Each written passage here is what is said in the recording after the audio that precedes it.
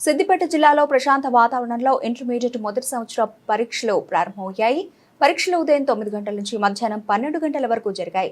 సిద్దిపేట జిల్లాలో 42 పరీక్షా కేంద్రాల్లో మొత్తం 20,035కు గాను 9,946 జిల్లాలో మొదటి సంవత్సరం విద్యార్థులు, రెండో సంవత్సరం 10,089 మంది విద్యార్థులు పరీక్షలు రాస్తున్నట్లు జిల్లా ఇంటర్మీడియట్ విద్యాధికారి రవీందర్ రెడ్డి తెలిపారు. ఇంటర్మీడియట్ పరీక్షల నిర్వహణకు అన్ని ఏర్పాట్లు పూర్తి చేసినట్లు తెలిపారు. ఎలాంటి అవాంఛనీయ ఘటనలు జరగకుండా పరీక్షా కేంద్రాల వద్ద 163 బిఎన్ఎస్ సెక్షన్ అమల్లో ఉంచారు పోలీసులు. ఇంటర్మీడియట్ పబ్లిక్ పరీక్షలు 2026 జిల్లాలో 42 పరీక్షా కేంద్రాల్లో జరుగుతున్నవి.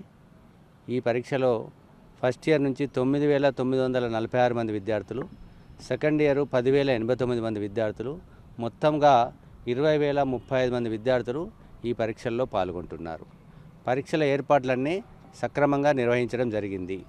ప్రతి పరీక్షా కేంద్రం లోపల సీసీ కెమెరాలు పెట్టి ఆ సీసీ కెమెరాలు కమాండ్ కంట్రోల్ రూమ్తో అనుసంధానం చేయబడి ఉన్నవి.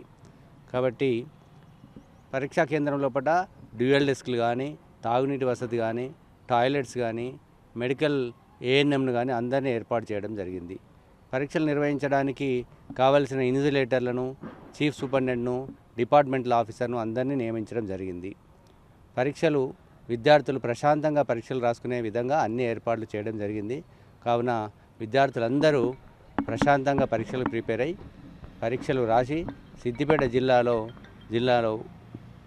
మెరుగైన ఫలితాలు సాధించాలని ఈ సందర్భంగా విద్యార్థులకు సూచిస్తున్నాను.